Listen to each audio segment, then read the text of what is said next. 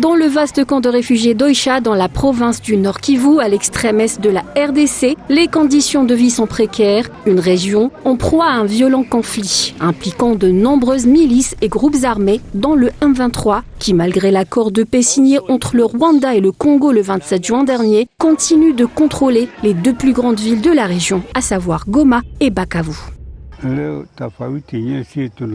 Aujourd'hui, la différence que nous constatons ne concerne pas qu'un seul groupe. Des soldats étrangers arrivent ici, mais nous ne constatons aucun changement alors que ces soldats disent venir nous aider. Non, on continue de parler de guerre. Ancienne colonie belge, la RDC fait face à des conflits armés dans l'est du pays depuis une trentaine d'années. Les principales régions concernées sont le Nord Kivu, le Sud Kivu et l'Ituri.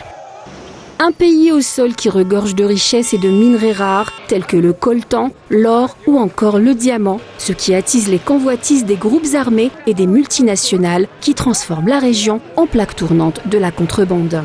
Parce que ce que nous vivons actuellement, ce n'est pas ce qu'on appelle l'indépendance.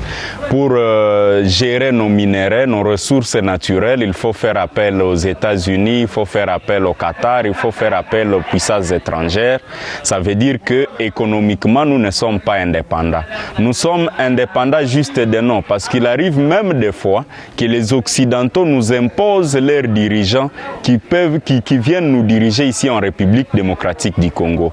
Le 65e anniversaire d'indépendance de la RDC sonne creux pour les habitants qui dénoncent l'occupation continue des grandes villes par les forces rebelles et la dépendance du pays à l'égard des puissances étrangères. En fait, nous pouvons dire que le combat de nos pères de l'indépendance a été trahi par de nouvelles générations, par ceux qui sont venus après le passage de ces pères fondateurs de l'indépendance de la République démocratique du Congo.